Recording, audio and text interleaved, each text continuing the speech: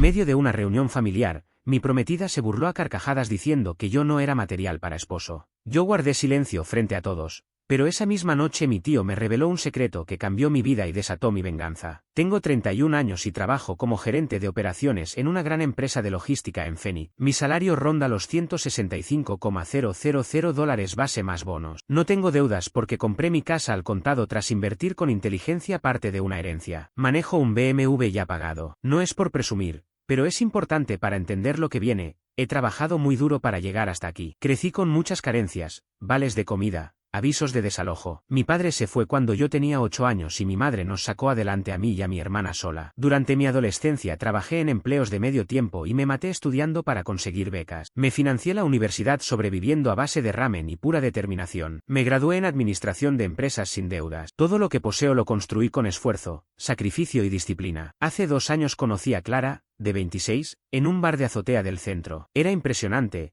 parecía sacada de Instagram, rubia, alta, con estilo. Estaba celebrando algo con sus amigas, y yo había salido con compañeros de trabajo tras cerrar un contrato importante. Me sorprendió que se me acercara a hablar, porque mujeres como ella normalmente no se fijan en alguien como yo. No soy feo, pero tampoco modelo. Altura promedio, delgado, más tiempo en hojas de cálculo que en el gimnasio. Sin embargo, ella se mostró interesada, me preguntó por mi trabajo, se rió de mis chistes y hasta me dio su número sin que lo pidiera. Ahí estuvo la primera señal de alerta que no vi. Empezamos a salir y, al inicio, fue increíble. Era divertida, espontánea, siempre proponía nuevos planes, restaurantes, eventos. Le dio chispa a mi vida, que hasta entonces era bastante rutinaria. Se mudó conmigo a los 6 meses. Otra señal que ignoré. Nunca ofreció pagar renta ni servicios, simplemente asumió que yo debía cubrir todo. Cuando mencioné dividir gastos, puso cara de niña ofendida y me soltó. Cariño, tú ganas mucho más que yo, no sería justo. Ella trabajaba medio tiempo en una boutique ganando $15 la hora y decía que perseguía su sueño en el diseño de modas, aunque nunca la vi diseñar nada. Pasaba sus días comprando, haciéndose las uñas o subiendo fotos de cafés en Instagram. Al inicio solo pedía dinero para cosas básicas, gasolina o víveres. Después vinieron solicitudes más grandes, un portátil nuevo de $2,800 para diseñar, reparaciones de su coche por $1,500, un bolso de marca de 800 para una supuesta entrevista. Siempre prometía devolverme el dinero, pero jamás lo hizo. Yo no lo veía como un problema porque me importaba ella y no estaba ahogado en gastos. Además, la relación parecía buena y me hacía sentir especial. Se jactaba ante sus amigas de mi empleo, presumía las cenas a las que la llevaba, mostraba en redes los regalos caros que le daba. Hoy me doy cuenta de que no era su pareja, sino su cajero automático con beneficios. Cada año mi familia organiza una gran barbacoa en el rancho de mi tío Ramón, a las afueras de la ciudad. 3 generaciones, más de 40 personas, el ahumador encendido todo el día, niños corriendo, es todo un acontecimiento. Clara había ido el año anterior y se había ganado a todos con su simpatía. Mi madre incluso me insistía en que me apresurara a proponerle matrimonio, convencida de que era la indicada. Pero esta vez las cosas se sentían distintas. Clara estaba más exigente de lo habitual. Una semana antes se gastó $400 en un conjunto para impresionar a tu familia, más 200 en peluquería y maquillaje. Cuando le recordé que ya había causado buena impresión antes, me dijo con desdén: Álvaro, esas cosas hay que mantenerlas. Tu familia tiene dinero, se fijan en los detalles. Lo cual era absurdo, porque la mayoría de mi familia es de clase trabajadora. La mañana de la barbacoa estaba rara, revisando el móvil y riéndose con mensajes. Le pregunté quién le escribía y se puso a la defensiva, diciendo que eran solo sus amigas organizando un plan para el próximo fin de semana. Otra bandera roja que ignoré. Llegamos al rancho al mediodía. Ella, como siempre, se mostró encantadora, ayudó a mi tía, jugó con mis primos pequeños, conversó con todos.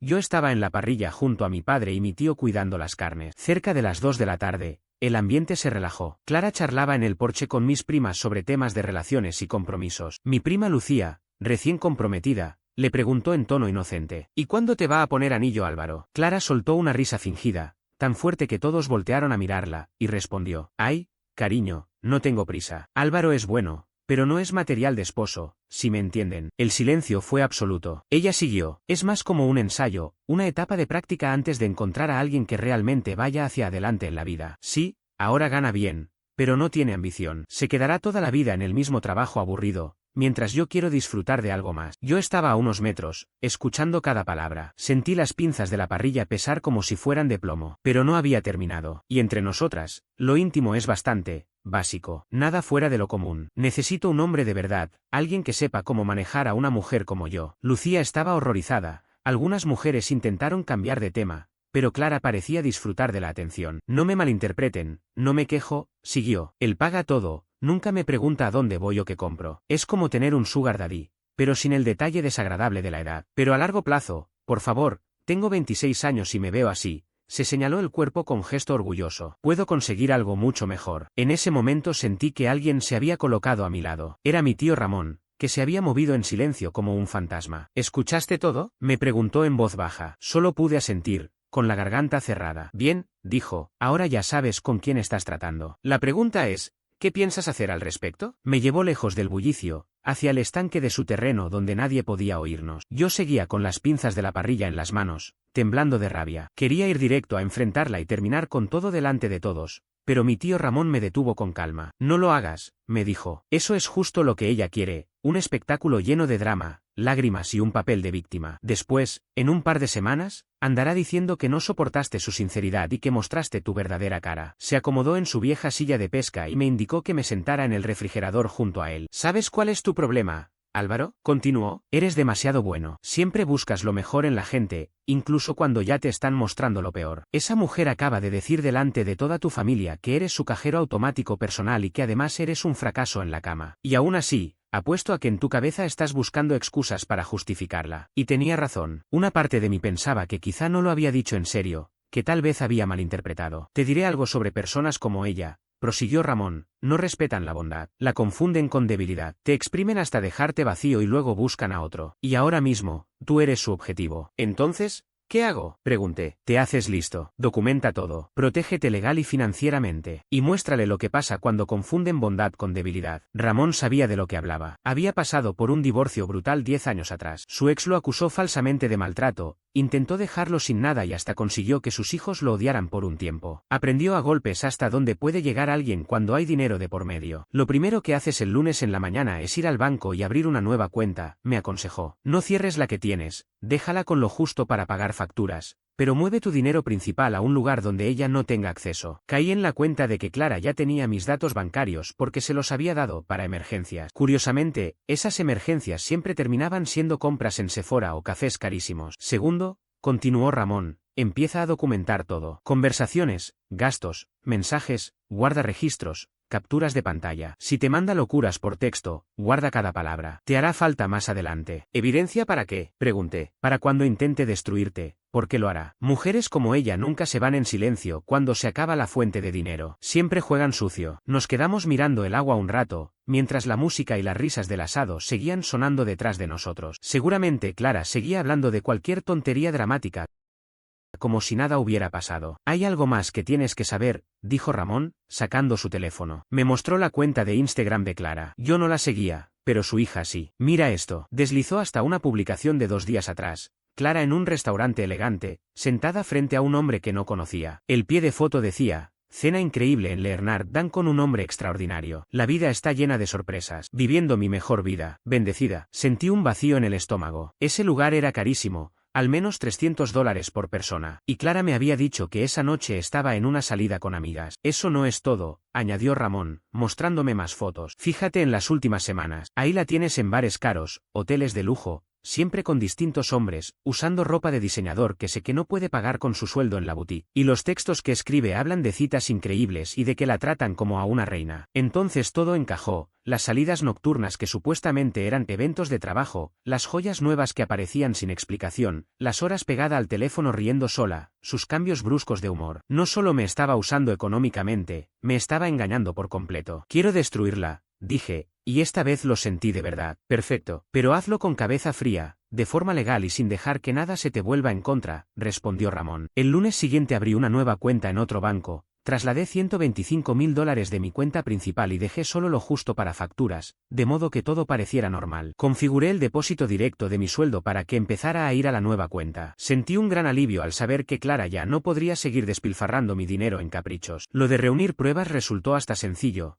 porque Clara era pésima encubriendo sus pasos. Su Instagram era un catálogo de evidencia. cenas de lujo, ropa cara, fotos con hombres distintos. Guardé capturas de todo. Hasta descubrí un patrón, siempre publicaba sobre citas espectaculares los martes y jueves, precisamente sus supuestos días largos de trabajo. Llamé a la boutique un jueves por la tarde, fingiendo ser cliente. La chica que atendió me dijo que Clara solo trabajaba allí los fines de semana, y que llevaba así al menos 6 meses. Esos martes y jueves no eran de trabajo, eran días de cita. También estaba su teléfono. Lo dejaba boca abajo cuando yo estaba presente, pero se lo olvidaba desbloqueado cuando se metía a la ducha o se maquillaba. Empecé a fotografiar las notificaciones de mensajes que aparecían en pantalla. No puedo esperar por esta noche, papi, de un contacto guardado como Sergio, banca de inversión. Gracias por el brazalete Cartier. ¿Sabes cómo tratar a una mujer? Otro mensaje dirigido a Javier, guardado como Tesla Guy, anoche fue increíble, cuando repetimos. Y uno para Carlos, inmobiliaria, eres único. No dejo de pensar en ti. Lo más grave apareció en su portátil. Jamás cerraba sesión y tenía todas sus contraseñas guardadas. Encontré un correo oculto donde coordinaba estas relaciones múltiples. Correos a Sergio en los que decía que adoraba a los hombres exitosos y que estaba cansada de perder el tiempo con chicos inmaduros. Mensajes a Javier en los que hablaba de que merecía lujos y emociones,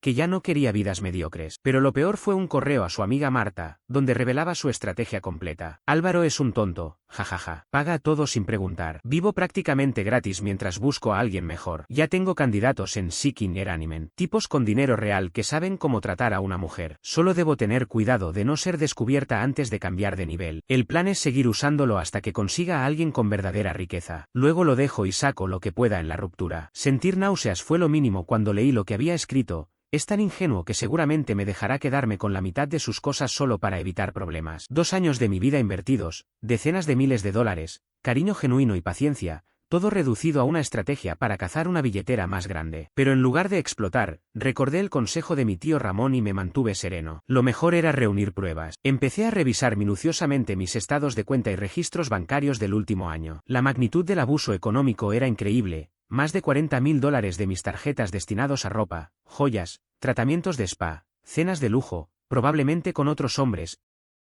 y caprichos varios. Lo irónico era que jamás había puesto un centavo para la renta, las facturas o la comida. En paralelo, ella sí ahorraba lo poco que generaba. Descubrí que tenía una cuenta de ahorros secreta con $8.000, dinero que guardaba mientras despilfarraba el mío. 2 semanas después de abrir una nueva cuenta para vigilar movimientos, llegó la confirmación. Mientras estaba en la oficina, recibí un mensaje. Cariño, tu tarjeta fue rechazada en Nordstrom. ¿Puedes llamar al banco? Estoy comprando algo para una entrevista de mañana. Una entrevista de la que jamás me había hablado. Respondí con calma. Qué raro. Llamaré al banco. ¿De qué entrevista hablas? Contestó rápido. Oh. Es algo de consultoría de moda freelance, nada importante. Solo quiero verme profesional. Otra mentira. Revisando su correo más tarde descubrí que no se trataba de un empleo serio, sino de una especie de puesto como asistente personal de compras para un desconocido en su ático. Básicamente, un papel de Sugar Baby que había encontrado en internet. Esa misma noche volvió a intentar usar mi tarjeta para una cena de $300. Al verla rechazada, regresó de mal humor a casa. Tu banco anda rarísimo. La tarjeta no deja de fallar, se quejó. Fingí preocupación. Sí, extraño. Seguro es un tema de seguridad. Llamaré mañana. En realidad, lo que pasaba era que sin acceso a mi dinero su mundo de lujos comenzaba a desmoronarse. Durante la semana siguiente la observé improvisar,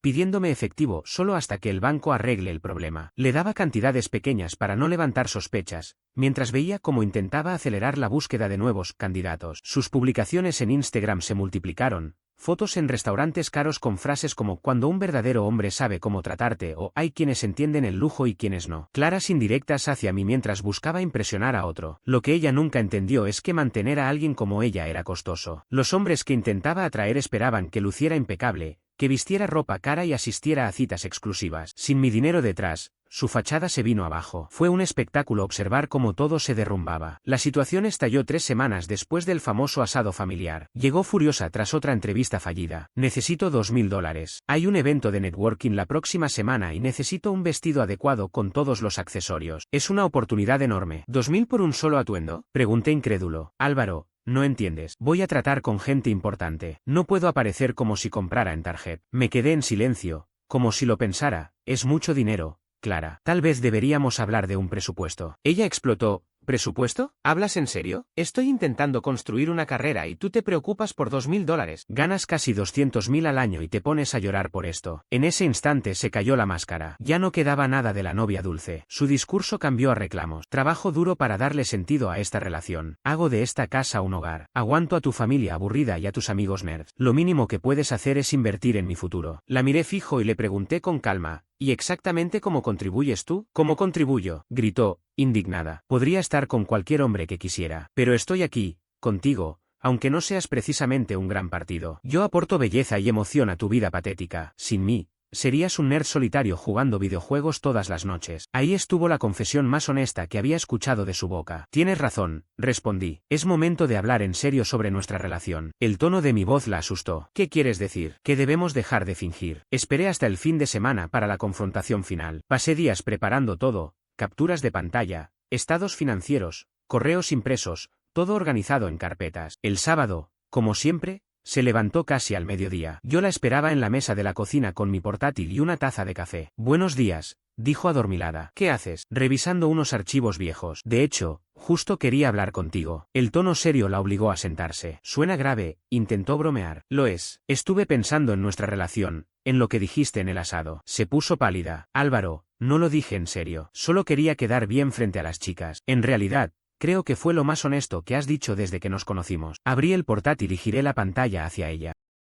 La primera imagen era su publicación en Instagram, cenando con un desconocido. ¿Quieres explicarme esto? Titubeó. Solo es un amigo, un contacto laboral. Fue una cena de negocios, una cena de $600. Curioso. Pasé a la siguiente captura. Un mensaje suyo a Sergio, banca de inversión. Su cara se puso aún más blanca. ¿De dónde sacaste eso? De tus notificaciones. Deberías cuidar más tu teléfono. Le mostré luego un correo a Marta, donde decía claramente que me mantenía a raya mientras encontraba a alguien con más dinero. Javier, yo puedo explicar. No hace falta. Está clarísimo. Continué pasando las pruebas, múltiples citas, regalos recibidos, planes de cambiarme por alguien más rico. Intentó una última táctica. Vale, sí. Salí con algunos tipos, pero nunca hablamos de exclusividad. Y aceptar regalos no significa nada. La interrumpí. Clara, llevas más de un año viviendo en mi casa sin pagar renta, con mi tarjeta, planeando matrimonio y futuro. ¿Qué creías que era esto? Pensé que era diversión casual. No sabía que te lo tomabas tan en serio. La manipulación era descarada, como si yo estuviera loco por haber creído que era una relación real. Esto es lo que va a pasar. Cerré la laptop.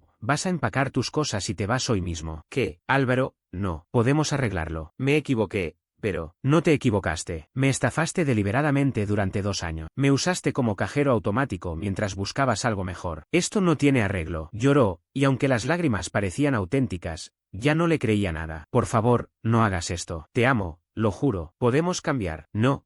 Clara, yo estaba en una relación. Tú estabas manejando un negocio. Al principio trató de manipularme con lágrimas, pero no tardó en darse cuenta de que ya no surtían efecto. Su rostro cambió por completo, endureciéndose. Está bien, si quieres ser un tonto rencoroso. Quiero la mitad de todo. Me soltó con descaro. Llevo un año viviendo aquí y he contribuido a este hogar. La miré con calma y respondí. ¿Contribuido en qué exactamente? No has pagado ni una sola factura. He dado apoyo emocional, he mantenido la casa en orden, replicó. ¿Llamas a gastar mi dinero y salir con otros hombres a apoyo? Le contesté con frialdad. Nunca estuvimos casados. No tienes ningún derecho legal sobre esta casa. Mi nombre es el único en la escritura. Fue entonces cuando perdió totalmente el control. Eres un maldito perdedor. Crees que eres muy listo, pero no eres más que un niño patético jugando a ser adulto. Perdí 2 años de mi vida contigo cuando podría haber estado con hombres de verdad. Ahí estaba la verdadera Clara saliendo a la luz. Yo respondí, ¿quieres la verdad? Aquí la tienes. Eres mediocre en todos los sentidos. Trabajo mediocre, aspecto mediocre, mediocre en la cama, mediocre en tu vida entera. Me conformé contigo porque me dabas lástima. Si soy tan mediocre, deberías estar feliz de librarte de mí. Le respondí sin alterarme. Ella contraatacó con amenazas. Podría destruirte. Tengo cosas contra ti que podrían arruinarte. Ah,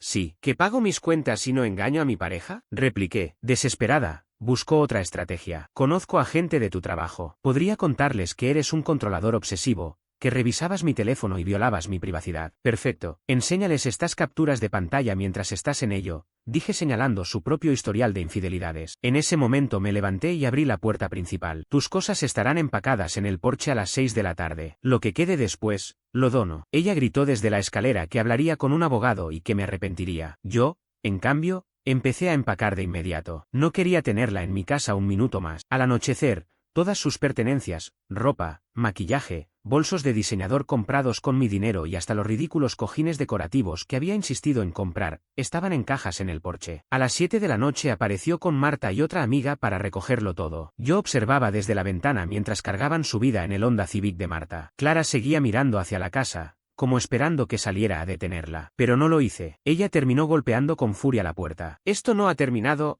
Álvaro. Crees que puedes usarme y después desecharme, pero voy a asegurarme de que todos sepan qué clase de persona eres. Las primeras semanas tras su partida fueron un respiro. La casa se sentía más ligera, sin discusiones, sin caminar con cuidado para no detonar su mal humor, sin cargos inesperados de $500 en mi tarjeta para cosas esenciales. Pero Clara no había terminado. Inició una campaña en redes sociales, publicaciones interminables en Instagram y Facebook hablando de abuso narcisista y de cómo yo la había controlado y manipulado económicamente. Se pintaba como la víctima que escapó de una relación tóxica. Muchos, sin conocer la verdad, le dieron su apoyo. Después pasó a un nivel más personal. Localizó a mis compañeros de trabajo en LinkedIn y les mandó mensajes describiéndome como un monstruo controlador. Un viernes mi jefe me llamó a su oficina. Yo pensé que iba a despedirme. Álvaro, recibí un correo muy preocupante de alguien que dice ser tu exnovia. Hace acusaciones muy serias sobre tu carácter. Le mostré capturas de pantalla, mensajes donde me reconocía que me había utilizado,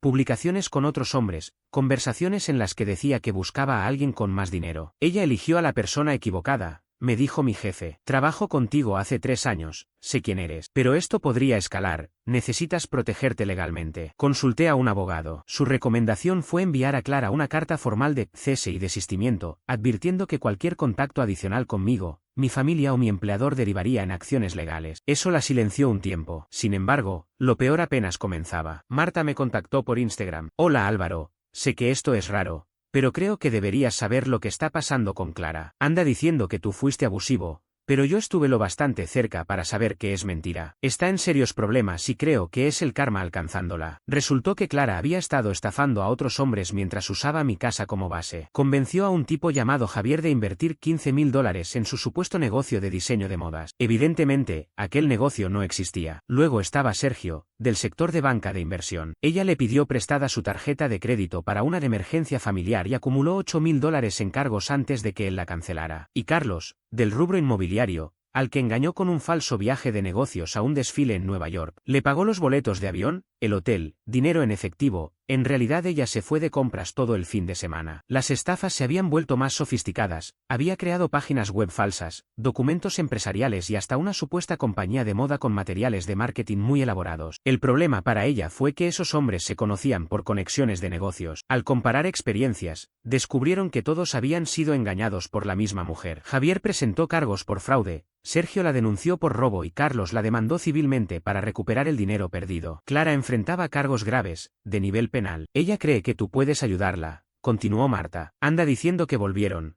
que reconociste tu error y que quieren arreglar las cosas. 2 días después, Clara confirmó lo que Marta me había advertido. Esa mañana estaba trabajando desde casa cuando el timbre sonó alrededor de las 10. Revisé la cámara de seguridad y la vi allí, parada en el porche. Se veía destrozada, el cabello descuidado, unas ojeras marcadas y ropa que jamás le había visto. Parecía haber envejecido 5 años en apenas unos meses. Álvaro, por favor, sé que estás adentro. Solo necesito hablar. Dame 5 minutos, suplicó. Abrí la puerta, pero dejé puesta la cadena de seguridad. ¿Qué quieres, Clara? Le pregunté con frialdad. Quiero disculparme por todo. Sé que lo arruiné y quiero arreglar las cosas. Ya te disculpaste. ¿Algo más? ¿Puedo pasar? Estoy pasando por un momento horrible y necesito a alguien con quien hablar. Yo ya no soy tu novio ni tu amigo. Busca a otra persona. Clara rompió en llanto, aunque esta vez sus lágrimas parecían genuinas. Estoy siendo acusada de fraude, varios cargos graves. Podría ir a prisión por años. Tal vez deberías haberlo pensado antes de estafar gente, respondí con dureza. No era así. Solo intentaba crear un negocio, hacer algo de mí misma. ¿Todo se complicó? Sí, tomé malas decisiones, pero nunca quise dañar a nadie. Claro que quisiste. ¿Me heriste a mí? No, Álvaro, yo te amaba. Aún te amo. Solo estaba confundida y asustada con el compromiso. Nunca quise hacerte daño. Me quedé impresionado con esa reinterpretación de la historia. Ahora decía que me amaba y que todo había sido un malentendido. He aprendido tanto estos meses. Lo importante no es el dinero ni el éxito. Lo que importa es tener a alguien leal, sincero, como tú, continuó. ¿Como yo? Clara, tú misma me llamaste mediocre y dijiste que te conformabas conmigo porque te dabas lástima. Estaba dolida, decía cosas sin pensar. No, si lo pensaste. Y está bien, simplemente no somos compatibles. Busca a alguien más, no hay nadie más. Después de todo esto, ¿qué hombre decente va a quererme? Mi reputación está destruida, no tengo nada. Y ahí estaba la verdad. No decía me di cuenta de que te amo, ni cometí un error terrible. Solo repetía que ya no tenía nada. Ese no es mi problema. Álvaro, no te pido que volvamos, solo necesito ayuda con lo legal. Quizás podrías escribir una carta de referencia, explicar que soy buena persona que atravesaba un mal momento. Me quedé helado ante semejante atrevimiento. Quería que mintiera para salvarla. ¿Quieres que le mienta a un juez? No mentir, solo mostrar que esa no es la verdadera yo, que estaba confundida. Acepta lo que eres. Estafaste a varios hombres mientras me usabas de respaldo. Eso define perfectamente quién eres. Haré lo que sea para compensarte. Puedo devolverte todo el dinero que gasté de ti. Trabajaré en lo que sea. Hasta 3 empleos. Ni siquiera tienes uno. ¿Lo conseguiré? Demostraré que cambié. Aunque pudieras devolverme el dinero, que no puedes, no borraría lo demás. Me mentiste 2 años, me engañaste, intentaste destrozar mi reputación cuando descubrí todo. Estaba desesperada. No. Planeaste cada movimiento, con estrategias y planes de respaldo. Sabías perfectamente lo que hacías. Se quedó callada, buscando un nuevo ángulo. ¿Y si te doy información sobre otros hombres? Tipos que hacen lo mismo que yo. ¿Podrías denunciarlos? Ser un héroe. No quiero ser héroe. Solo quiero que me dejes en paz. Te lo ruego. No tengo a nadie más. Tú fuiste la única persona que de verdad se preocupó por mí. Y usaste ese cariño para manipularme. Lo sé. Y me arrepiento. Pero lo nuestro fue real, ¿no? No todo fue falso. Ya no sé qué fue verdadero contigo. Y lo cierto es que no me importa. ¿Entonces vas a dejarme ir a prisión? Tú sola te llevaste ahí. Cuando intenté cerrar la puerta, la empujó con desesperación. Espera, puedo darte algo más. Conozco secretos de empresarios, políticos, hombres ricos de esta ciudad que hacen cosas ilegales. Esa información vale mucho. Ya ni siquiera pedí ayuda. Quería arrastrarme a sus chantajes. Adiós, Clara. Cerré la puerta con llave. Se quedó en el porche llorando y suplicando por 10 minutos, pero no contesté. Finalmente se fue. Una semana después, Marta me llamó con las noticias. La justicia había hecho su trabajo. Clara aceptó un acuerdo, se declaró culpable de 3 fraudes, recibió 18 meses de cárcel estatal y 5 años de libertad condicional, además de pagar más de $30.000 de restitución a sus víctimas. Parte de mí se sintió reivindicada, otra simplemente vacía. Marta me contó que incluso intentó alegar que era víctima de abusos financieros en relaciones pasadas, pero la fiscalía tenía los correos y publicaciones donde se jactaba de estafar. Desde prisión ha intentado contactarme varias veces. Marta me dijo que incluso quiere que sepa que está lista para ser la persona que merecía. Juraba que la cárcel la cambiaría y que quería otra oportunidad conmigo. No pude más que reírme. Sigue presa por fraude y todavía cree que volvería con ella. Hace 2 años y medio yo era un hombre solitario convencido de haber encontrado a la pareja perfecta. Hoy ella está tras las rejas y yo estoy bien. Mejor que bien. En realidad, recuerdo las palabras de tío Ramón aquel día en la barbacoa. A veces lo más compasivo que puedes hacer es creerle a la gente cuando te muestra quién es realmente. Clara me mostró que era una manipuladora y una mentirosa. Yo le creí y actué en consecuencia. Le quedan todavía 14 meses tras las rejas. Tal vez allí se convenza de que la vida no se puede construir a base de engaños, o quizás salga exactamente igual que entró. Francamente, no me interesa. Yo ya pasé página. He recuperado mi tranquilidad. Estoy enfocado en mi trabajo y rodeado de gente que sí valora quién soy. Su destino dejó de ser mi carga desde el mismo instante en que cerré aquella puerta en su cara. Si algún día cambia, será por ella misma. Pero yo no estaré ahí para comprobarlo. Mi vida sigue adelante, sin cadenas, sin mentiras y, sobre todo, sin Clara. Siguiente historia. Los padres de mi esposa me impusieron un acuerdo prenupcial cuando estaba sin recursos.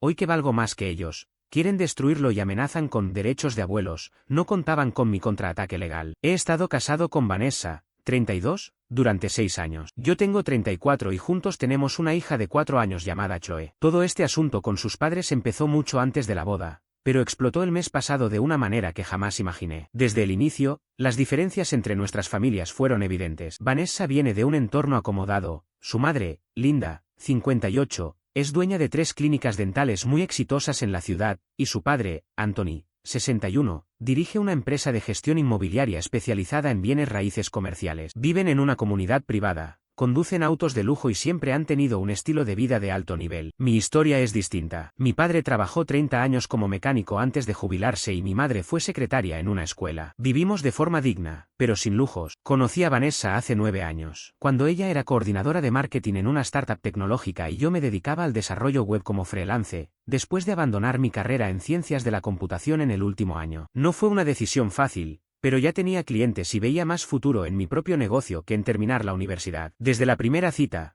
Conectamos de inmediato. Ella entendía mi visión de crear una agencia de desarrollo web. 8 meses después, nos mudamos juntos. Yo aún estaba construyendo mi cartera de clientes, mientras que ella tenía un sueldo fijo que cubría la mayor parte de la renta y los gastos. Yo aportaba lo que podía, pero es cierto que en esa etapa ella llevaba la mayor carga económica. El problema con sus padres comenzó enseguida. La primera vez que cené en su casa, Linda me bombardeó con preguntas sobre mis estudios y mi futuro profesional. Cuando expliqué que había dejado la universidad para dedicarme a mi negocio, ella cruzó una mirada con Anthony que fingí no notar. Durante toda la cena, hicieron comentarios sobre la importancia de la estabilidad financiera y de tener planes de respaldo. Con el tiempo, se hicieron más descarados. Llegaban a bromear en reuniones familiares diciendo que yo dependía de Vanessa. En una ocasión, Linda me presentó a otros parientes diciendo que yo trabajaba desde casa, mientras Vanessa tenía un empleo de verdad. Anthony, por su parte, solía preguntar si todavía estaba jugando con páginas web o si ya había considerado volver a la universidad. El peor episodio ocurrió en el cumpleaños de Vanessa. Linda organizó la cena en un restaurante caro e invitó a varios amigos de la familia, entre ellos un abogado exitoso y soltero. Pasó toda la velada elogiando los logros de ese hombre y preguntándole a Vanessa sobre sus metas profesionales. Cuando el abogado quiso saber a qué me dedicaba, Linda se adelantó para responder: está intentando aclarar qué hacer con su vida. Vanessa me tomó de la mano bajo la mesa,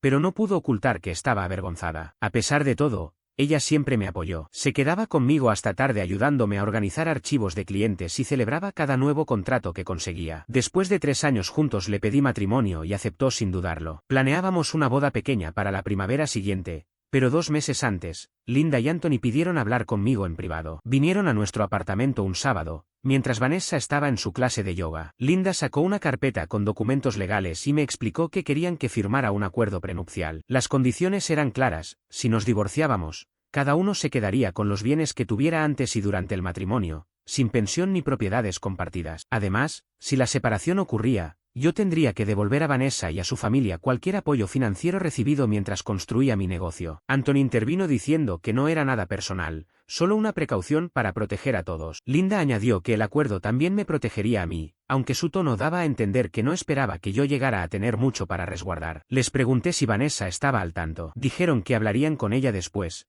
pero que querían conocer primero mi reacción. Esa noche le mostré a Vanessa los documentos. Los leyó 2 veces y los dejó sobre la mesa. Me confesó que sus padres le habían mencionado la idea de un acuerdo, aunque sin dar detalles. Hablamos durante horas. Vanessa señaló que, aunque la forma de presentarlo había sido ofensiva, el contrato en sí no era injusto. Si algún día mi negocio prosperaba, también quedaría protegido. Los dos sabíamos que sus padres esperaban que nunca tuviera nada valioso que cuidar, pero la redacción no reflejaba esa intención. Tras una semana de conversaciones, aceptamos firmarlo para evitar un conflicto familiar antes de la boda. Yo estaba seguro de mi futuro y no quería darles más motivos para cuestionarme. La firma se hizo en la oficina del abogado de Linda y Anthony, con todos presentes. Patricia estaba satisfecha, y esa expresión me incomodó, pero preferí enfocarme en lo importante. En 2 meses me casaría con Vanessa. La boda fue pequeña pero hermosa. Sus padres pagaron la recepción, recordándonoslo constantemente. Invitaron al doble de personas que nosotros, en su mayoría colegas de negocios y amigos del club social. Durante su discurso, Anthony habló del orgullo que sentía por Vanessa, aunque dedicó gran parte de sus palabras a la importancia de tomar decisiones prácticas en el matrimonio. Después de casarnos,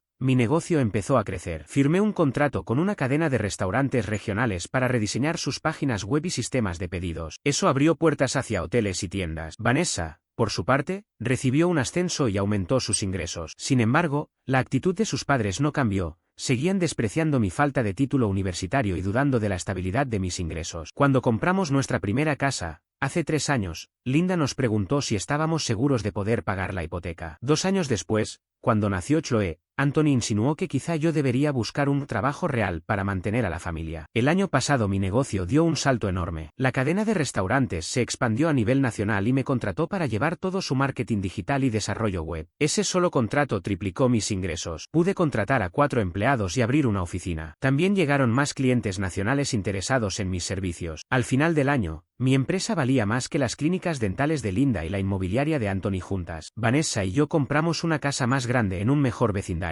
Aportamos más dinero al fondo universitario de Chloe y empezamos a planear tener un segundo hijo. Hace 3 semanas, durante una cena de domingo en casa, cuando Chloe ya estaba dormida, Linda y Anthony nos pidieron hablar. Linda comenzó diciendo que habían estado reflexionando sobre nuestro acuerdo prenupcial. Argumentó que en aquel momento era necesario porque éramos jóvenes e inexpertos, pero que ahora, con una hija y varios años de matrimonio, tal vez era hora de anularlo. Según ella, ese contrato creaba una barrera artificial en nuestra familia y ya no reflejaba la realidad de nuestra relación. Anthony añadió que un matrimonio sólido requiere confianza, y que mantener vigente el acuerdo daba la impresión de que Vanessa y yo no confiábamos plenamente el uno en el otro. Ellos decían que habían visto cómo construimos un matrimonio sólido y que, por eso, ahora se sentían con la confianza suficiente para recomendar que rompiéramos el acuerdo prenupcial. Miré a Vanessa, que estaba tan sorprendida como yo por aquella conversación. Les respondí a Linda y Anthony que me sentía cómodo manteniendo el acuerdo como estaba. Les recordé que ese documento había cumplido con el propósito de darles tranquilidad en su momento y que no veía sentido en modificar algo que había funcionado hasta ahora. La expresión de Linda cambió de inmediato. Aclaró que no era una sugerencia, sino un consejo como padres de Vanessa y abuelos de Chloe. Dijo que anular el acuerdo sería una demostración de compromiso con la familia y una señal de confianza en el matrimonio. Le respondí que justamente confiaba en mi matrimonio, y que por eso no veía necesario alterar nuestras bases legales para demostrar algo que ya era evidente. Les recordé que fueron ellos quienes insistieron en el prenupcial porque les garantizaba seguridad,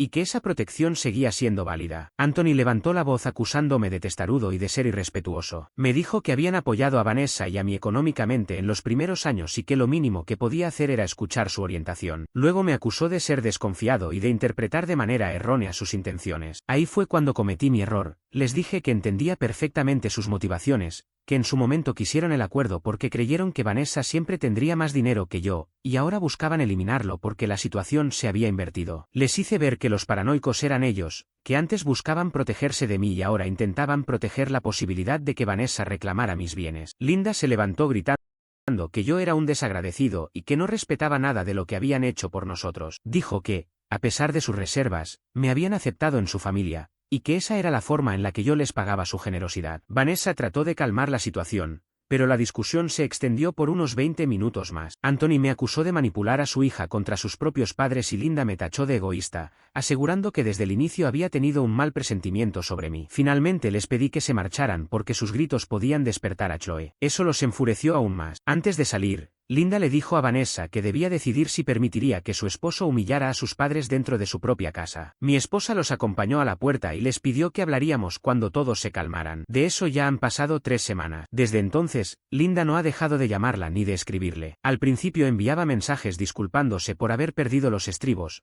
pero pronto retomó la presión con el tema del prenupcial. Ayer mismo, Vanessa me mostró un mensaje donde su madre le decía que mantener ese acuerdo significaba que yo planeaba divorciarme y quitarle lo que me pertenecía. Vanessa ha intentado explicarles que mi negocio lo levanté con mi esfuerzo y que ese documento no cambia nada sobre nuestro compromiso, pero ellos no escuchan. Para empeorar las cosas, Anthony envió un correo larguísimo a Vanessa, insistiendo en que las familias exitosas comparten todo y que mi decisión de separar bienes era egoísta y poco patriótica. No sé cómo manejar esto. Puedo ver el desgaste emocional en Vanessa. Ella quiere a sus padres a pesar de sus defectos y sueña con que todos podamos llevarnos bien. Pero yo no pienso anular un acuerdo que ellos mismos exigieron, solo porque ahora les incomoda que la jugada les saliera al revés. Me pregunto si estoy equivocado al negarme a romper ese documento legal. ¿Debería ser más flexible solo porque se trata de los padres de Vanessa y los abuelos de Chloe? Actualización. La situación con Linda y Anthony ha empeorado mucho más. Necesito contar lo que ocurrió desde mi publicación original. Tras mi relato inicial, Vanessa intentó varias veces hablar en calma con sus padres. Al día siguiente llamó a Linda y le explicó que todo este asunto estaba generando un estrés innecesario para todos. Le propuso que dejaran de discutir sobre el acuerdo y que se enfocaran en mantener la armonía por el bien de Chloe. Aunque Linda aceptó en palabras, sus actos demostraron lo contrario. Durante la semana siguiente, comenzó a llamar a Vanessa todas las mañanas antes del trabajo y todas las noches después de cenar. Las conversaciones arrancaban con preguntas sobre Chloe o asuntos familiares cotidianos,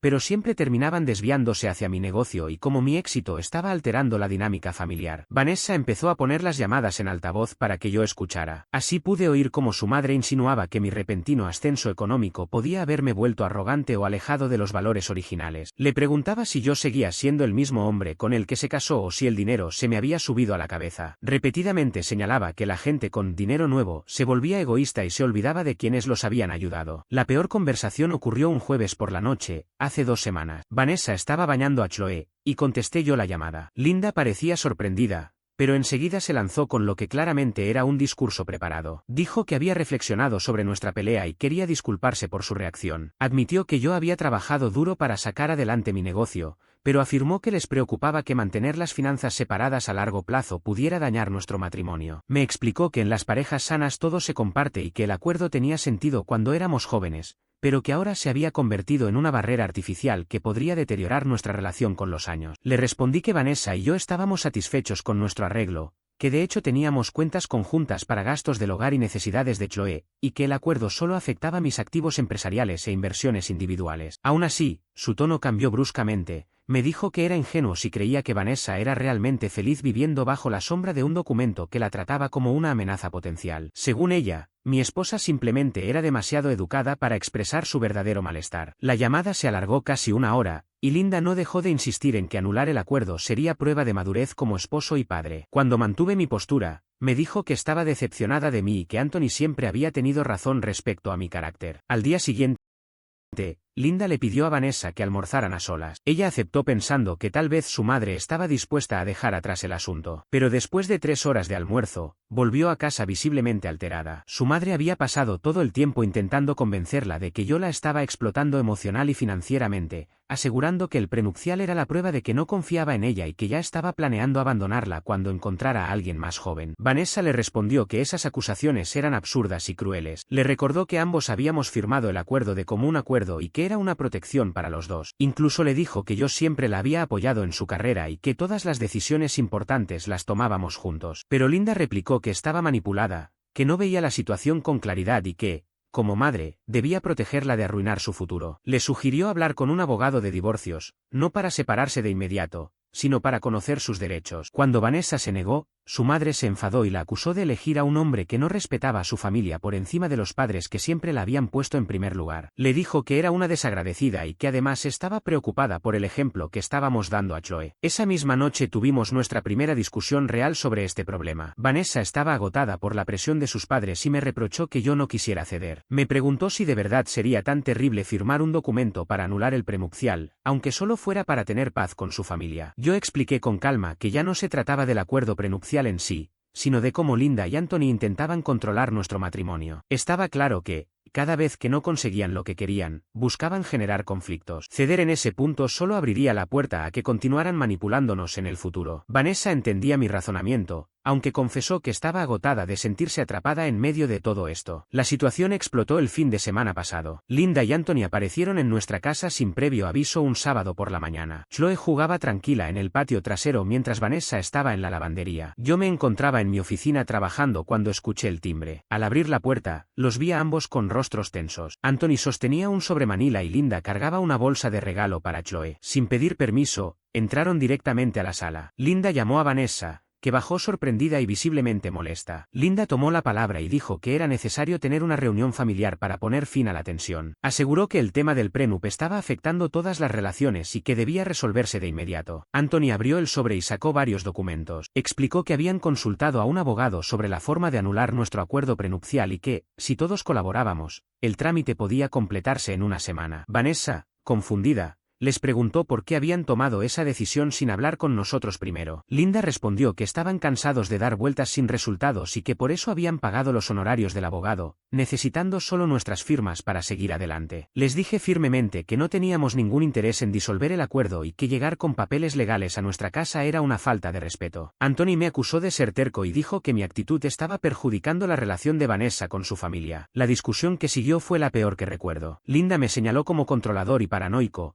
mientras Anthony me acusaba de querer aislar a Vanessa. Insistieron en que el prenup era símbolo de desconfianza y que mantenerlo solo demostraba que yo no amaba a Vanessa lo suficiente como para mostrar vulnerabilidad. Vanessa me defendió, pero también admitió que se sentía frustrada con el conflicto constante. Dijo que amaba a sus padres y que deseaba que fueran parte de la vida de Chloe, pero que sus actitudes estaban complicando todo. Les pidió que respetaran nuestra decisión y dejaran de presionarnos con algo que era un acuerdo exclusivamente nuestro. La respuesta de Linda nos dejó helados. Dijo que si Vanessa no estaba dispuesta a protegerse a sí misma y a Chloe de mi manipulación financiera, entonces ella y Anthony considerarían tomar medidas más serias. Cuando Vanessa les pidió aclarar a qué se referían, Linda sugirió que podrían recurrir a un abogado de familia para revisar el bienestar de Chloe. El mensaje era evidente. Estaban amenazando con buscar derechos legales como abuelos si no cedíamos. Vanessa los echó de inmediato, advirtiendo que no toleraría chantajes que involucraran a nuestra hija. Desde ese día, Linda ha estado llamando a Vanessa varias veces al día, enviándole mensajes extensos que oscilan entre disculpas y nuevas presiones. Anthony incluso le escribió un correo, diciendo que estaban decepcionados con sus decisiones y preocupados porque Chloe creciera en un hogar lleno de problemas de confianza y mala comunicación. Vanessa dejó de responderles, pero el constante hostigamiento la tiene agotada. Apenas duerme y su carácter se ha vuelto más irritable tanto conmigo como con Chloe. Puedo ver que esta situación está destruyéndola, y lo peor es que no sé cómo ayudarla sin rendirme a las exigencias irracionales de sus padres. Lo que más me molesta es cómo disfrazan todo de preocupación por nuestro matrimonio o por el bienestar de Chloe, cuando en realidad lo único que buscan es recuperar el control que perdieron. Al inicio, cuando pensaban que el acuerdo protegía su dinero, jamás pusieron objeciones. Ahora que la situación es distinta, quieren cambiar las reglas. Empiezo a creer que no habrá un desenlace pacífico. Linda y Anthony ya demostraron que están dispuestos a recurrir a la manipulación, al chantaje emocional e incluso a amenazas con nuestra hija para salirse con la suya. No sé cuánto más podrá resistir Vanessa, y temo lo que puedan intentar después. Actualización. Ojalá pudiera decir que la tensión disminuyó, pero la realidad es que Linda y Anthony intensificaron sus acciones. La situación se volvió más seria de lo que jamás imaginé, y estoy preocupado por el efecto que está teniendo en Vanessa y Chloe. Después de lo ocurrido, Vanessa intentó una última alternativa, les escribió un correo largo y sincero, explicando que su comportamiento estaba dañando a nuestra familia y rogándoles que dejaran de presionarnos. Les recordó que los quería, que agradecía el apoyo financiero en nuestros primeros años, pero que ahora su hostigamiento estaba afectando su salud y la relación con Chloe. Pedía un respiro, espacio para que las cosas se calmaran. 2 días después llegó la respuesta de Linda. Era un documento de 10 páginas escrito junto a Anthony. Empezaba con palabras de cariño y preocupación, pero rápidamente se transformaba en un ataque feroz contra mí y nuestro matrimonio. Linda aseguró que había investigado sobre los defectos psicológicos de los acuerdos prenupciales y adjuntó enlaces a artículos que hablaban de cómo las finanzas separadas creaban distancia emocional y desconfianza. Según ella, mi insistencia en mantener el acuerdo era prueba de problemas de compromiso y hasta de tendencias narcisistas. Incluyó además una especie de cronología con lo que llamó alertas rojas en mi comportamiento, momentos en los que tomé decisiones sin consultarlos, ocasiones en las que me mostré distante en reuniones familiares o veces en que prioricé mi trabajo sobre eventos sociales. Para ellos, todo esto era prueba de que yo era manipulador y controlador. Lo más grave fue cuando mencionó a Chloe. Escribió que los niños criados en hogares con secretismo financiero y desconfianza marital solían tener relaciones problemáticas en la adultez, y aseguró que Chloe ya presentaba señales de ansiedad. Esa acusación era completamente falsa. Nuestra hija es una niña alegre, integrada, con amigos en la escuela y sin ningún problema reportado por sus maestros. Linda estaba mintiendo deliberadamente o distorsionando la realidad para reforzar su discurso. Vanessa quedó devastada. Su intención había sido acercarse, pero recibió a cambio un ataque cruel hacia mí y una mentira sobre nuestra hija. Pasó toda una noche llorando después de leerlo. Yo la convencí de que necesitábamos un descanso total de contacto, y así lo hicimos. Bloqueamos temporalmente sus llamadas y correos. Durante 2 semanas respiramos en paz. Vanessa volvió a dormir mejor y pudimos concentrarnos en nuestras rutinas normales con Chloe. La calma terminó cuando Linda y Anthony involucraron a la tía de Vanessa, Margaret. Ella llamó a Vanessa y dijo que estaba preocupada por el conflicto y quería ayudar como mediadora. Vanessa aceptó verla, pensando que un familiar neutral podría aportar equilibrio. Al principio Margaret se mostró comprensiva, incluso admitiendo que Linda y Anthony habían manejado mal las cosas. Pero pronto quedó claro su verdadero propósito. Empezó a hacer preguntas muy específicas sobre nuestras finanzas y los términos del prenup. Quería saber cuánto valía mi negocio, qué derechos tendría Vanessa sobre mis bienes en caso de divorcio y qué pasaría con Chloe si nos separábamos. Fue ahí cuando Vanessa comprendió que no estaba allí para mediar, sino para recabar información para sus padres. Al negarse a responder, Margaret se tornó insistente y afirmó que los temas importantes debían hablarse en familia con total transparencia. Incluso confesó que Linda y Anthony habían estado contando al resto de los parientes que yo estaba abusando financieramente de Vanessa al mantenerla fuera de mis activos. Varias personas de la familia empezaron a comentar que estaban preocupadas, insinuando que Vanessa quizá necesitaba protección frente a mí y que Chloe también podría estar en riesgo. Cuando ella se enteró de esos rumores, quedó horrorizada. Descubrió que sus propios padres habían estado difundiendo mentiras sobre nuestro matrimonio. Vanessa le respondió a Margaret, su tía, con firmeza. Le aclaró que nuestras finanzas estaban en perfecto estado y que el acuerdo prenupcial había sido una decisión mutua, diseñada para protegernos a ambos. También le dejó claro que inventar conflictos familiares sobre la base de falsedades era inaceptable. La contestación de Margaret fue decepcionante, aunque no inesperada. Dijo que Linda y Anthony, los padres de Vanessa, solo estaban intentando proteger a su hija y a su nieta. Incluso sugirió que quizás Vanessa estaba demasiado involucrada en la situación como para verla con objetividad. Añadió que, en caso de que existieran problemas reales en nuestro matrimonio, la familia tendría que estar preparada para intervenir y apoyar a Vanessa y a Chloe. Después de esa conversación, Vanessa se convenció de que era hora de tomar medidas más firmes. Ya no podía soportar seguir siendo manipulada ni permitir que se siguieran propagando mentiras sobre nosotros. Escribió entonces un nuevo correo dirigido a Linda y Anthony, esta vez en un tono mucho más severo y directo. En ese mensaje, les dejó claro que habían cruzado límites inaceptables, difundir falsedades sobre nuestro matrimonio, inventar problemas sobre el bienestar de Chloe y manipular a otros familiares para presionarnos eran formas de abuso emocional que ella no toleraría más. Les planteó un ultimátum: podían disculparse, comprometerse a respetar nuestro matrimonio y dejar de comentar asuntos financieros privados con terceros. Si lo hacían, con el tiempo podríamos trabajar en reconstruir la relación. Pero si se negaban a cambiar, tendríamos que restringir su contacto con nosotros por el bien de nuestra familia. La respuesta de Linda y Anthony llegó en pocas horas. Estaban furiosos porque Vanessa los había amenazado con limitar el acceso a Chloe. Linda calificó el ultimátum de chantaje emocional y afirmó que unos abuelos que aman no deberían ser castigados por preocuparse por el bienestar familiar. Anthony, por su parte, envió un mensaje separado en el que aseguraba que Vanessa estaba siendo manipulada por mí y que ya no tomaba sus propias decisiones. Ambos insistieron en que no se disculparían, porque según ellos solo intentaban proteger a su hija y a su nieta de una situación peligrosa. De ese modo, dejaron en claro que no pensaban cambiar su comportamiento ni aceptar que habían hecho algo mal. Seguían disfrazando sus mentiras y manipulaciones como gestos de amor y cuidado. El punto de quiebre llegó el fin de semana siguiente,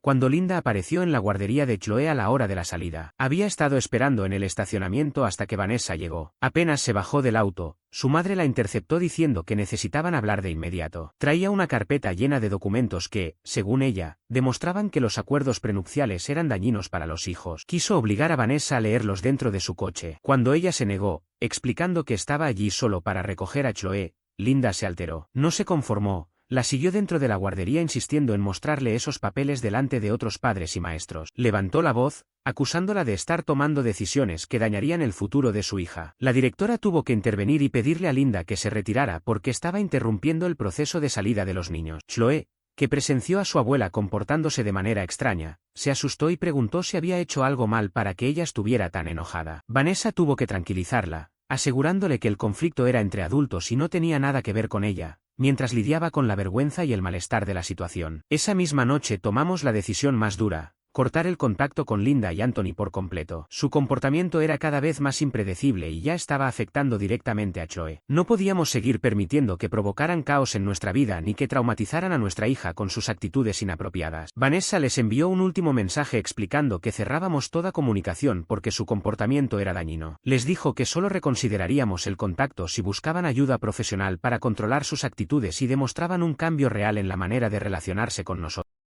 También notificamos a la guardería de Chloe que Linda y Anthony no estaban autorizados a recogerla ni a visitarla. La directora entendió de inmediato y aseguró que dejarían constancia en el expediente, informando a todo el personal sobre la restricción. Han pasado 2 semanas desde que cortamos contacto y Vanessa sigue procesando el duelo de aceptar que sus padres no son personas seguras para nuestra vida en este momento. Le duele que Chloe haya perdido a sus abuelos, pero al mismo tiempo siente alivio porque la tensión constante terminó. Yo admiro cómo ha manejado todo. Intentó muchas veces mantener una relación con ellos, pero cuando comprobó que se negaban a respetar límites básicos, tomó la dura decisión de priorizar nuestro bienestar. El futuro es incierto, pero hoy nos enfocamos en seguir adelante como familia de 3. Chloe se ha adaptado bien a no verlos con frecuencia y la paz que se respira en nuestra casa ha valido cada sacrificio. Actualización final: han pasado ya 4 meses desde que todo esto comenzó, y puedo decir que, aunque fue un proceso duro, nuestra familia salió fortalecida. Durante el primer mes sin contacto, Linda envió algunos mensajes breves al correo de trabajo de Vanessa pidiendo hablar, pero al no recibir respuesta, se detuvo. Pensamos que finalmente habían aceptado nuestra decisión. Estábamos equivocados. En el segundo mes empezaron a presionar a través de otros familiares. Jessica, la prima de Vanessa, la llamó para decirle que Linda estaba muy preocupada, llorando en reuniones familiares y asegurando que sufría por no ver a su hija y a su nieta. Vanessa le explicó con calma que habíamos intentado resolver las cosas en múltiples ocasiones, pero que sus padres siempre se negaban a respetar límites razonables. Jessica pareció comprenderlo, aunque 2 semanas después fue Michael, el tío de Vanessa, quien repitió el mismo mensaje. Luego incluso la abuela materna de Vanessa se comunicó. Era evidente que Linda y Anthony habían emprendido una campaña organizada para presionar a Vanessa a retomar el contacto. El intento más manipulador ocurrió cuando Linda envió a Chloe una tarjeta de cumpleaños, 2 semanas antes de que cumpliera 5 años. Dentro incluyó una larga nota escrita a mano, llena de recuerdos y fotografías antiguas en las que aparecían ellos con nuestra hija, apelando a la nostalgia. Vanessa se enfureció al ver que su madre intentaba manipular las emociones de la niña para presionarnos. Chloe, confundida,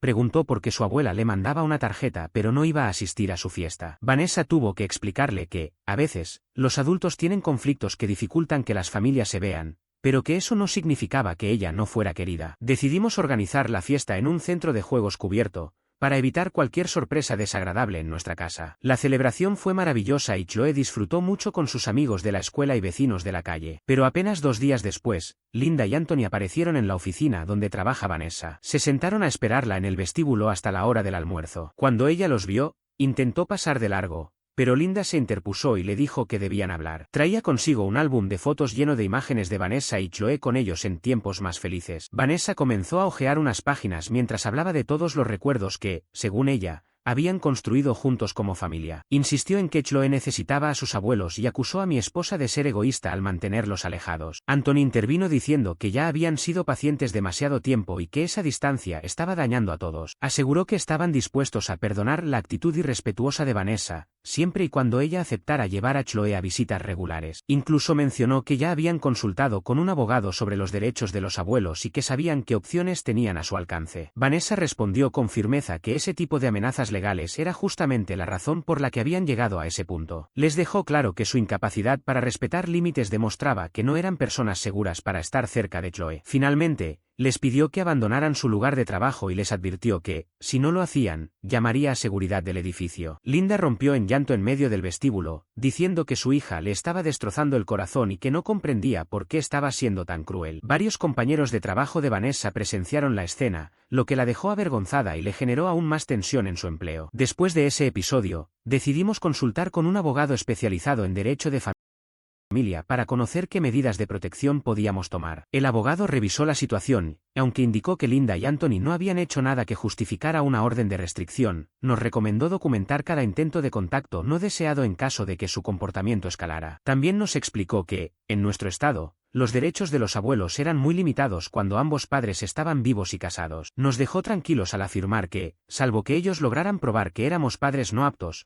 algo completamente falso, sus posibilidades en los tribunales eran prácticamente nulas. Esa información nos dio cierta paz, pero aún así tomamos precauciones adicionales. Instalamos cámaras de seguridad en nuestra casa, notificamos a la escuela de Chloe que sus abuelos no estaban autorizados a acercarse a ella y pedimos a los vecinos que nos avisaran si veían a Linda o Anthony merodeando por la zona. Al tercer mes, ellos cambiaron de estrategia. Dejaron de intentar contactarnos directamente y comenzaron lo que solo puedo describir como una campaña de relaciones públicas. Publicaban constantemente en redes sociales mensajes sobre la importancia de los lazos familiares y el dolor de estar separados de los nietos. Linda compartía artículos sobre la alienación parental y el supuesto daño psicológico que sufrían los niños al no tener contacto con la familia extendida. Subía fotos antiguas junto a Chloe con comentarios sobre lo mucho que la extrañaba. Nunca mencionaba a Vanessa ni a mí por nombre, pero cualquiera que conociera la situación entendía perfectamente a quién se refería. Para Vanessa, aquellas publicaciones eran hirientes y manipuladoras. Linda se mostraba como una víctima, insinuando que nosotros éramos padres dañinos que privaban a Chloe de sus abuelos. Eso provocó que varios amigos de la familia se acercaran a preguntarle qué estaba ocurriendo y si todo estaba bien. La campaña alcanzó su punto más alto cuando Linda escribió un extenso mensaje en Facebook sobre el perdón y la necesidad de poner los intereses de los niños por encima de los conflictos de los adultos. Afirmaba cuánto Chloe había enriquecido su vida y lo destrozada que se sentía por perderse momentos importantes de su crecimiento. El mensaje recibió decenas de comentarios de apoyo de sus amistades, muchos de los cuales desconocían por completo la historia real. Algunos compartieron experiencias personales y animaron a Linda a seguir intentando reconciliarse con Vanessa, mientras que unos pocos señalaron que mi esposa estaba siendo poco razonable y debía permitir la relación entre Chloe y sus abuelos. Esa fue la única vez que Vanessa decidió responder públicamente. Publicó un mensaje breve en su perfil, aclarando que había intentado durante meses mantener el vínculo entre Chloe y sus abuelos,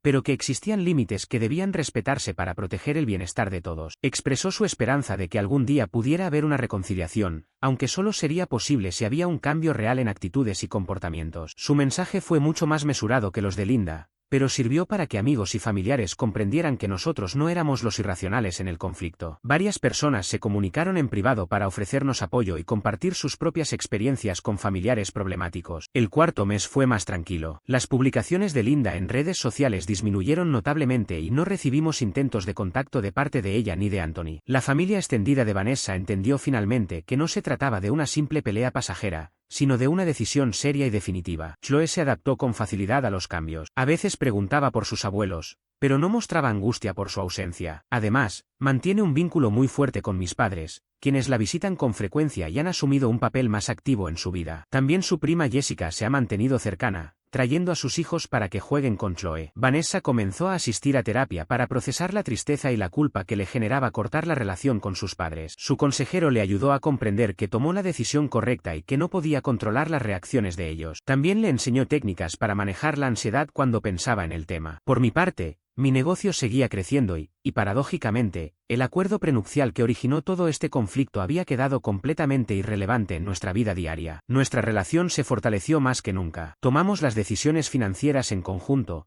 apoyamos nuestros proyectos profesionales y empezamos a planear el futuro como un verdadero equipo. Aunque el prenupcial seguía existiendo en papel, ya no tenía ninguna relevancia en cómo gestionábamos nuestra vida en pareja.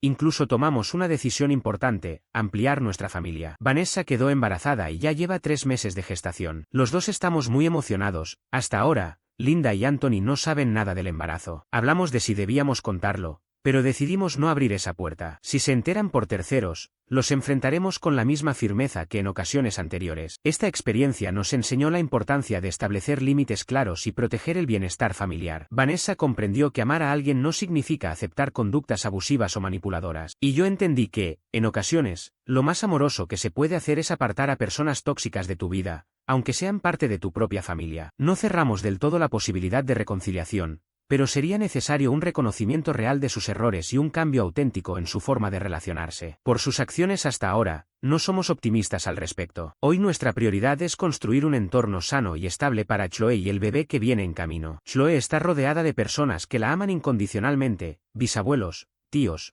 tías y amigos que se han convertido en familia. El caos del último año ahora parece un recuerdo lejano. En casa reina la paz. Nuestro matrimonio está más sólido que nunca y Chloe crece feliz. Entendimos que la verdadera familia no siempre es la de sangre, sino la que decide estar contigo en las buenas y en las malas. Quise dejar esta actualización final porque sé que algunos podrían pensar que fuimos demasiado duros al cortar la relación con Linda y Anthony. Mirando atrás, estoy convencido de que hicimos lo correcto. Proteger a quienes más amas a veces implica tomar decisiones difíciles que otros no entenderán. Estamos agradecidos con quienes nos apoyaron y con las lecciones que nos dejó esta experiencia. El prenupcial sigue vigente y probablemente permanezca así, no por desconfianza, sino porque ya no vale la pena gastar energía en cambiar algo que no afecta nuestro día a día. El intento de Linda y Anthony por controlar nuestro matrimonio mediante presiones legales fracasó, y nosotros elegimos enfocarnos en lo que de verdad importa. Linda y Anthony ya no forman parte de nuestra vida cotidiana, y sinceramente, estamos mejor sin ellos. A veces, la mejor manera de ganar una batalla es dejar de participar en ella.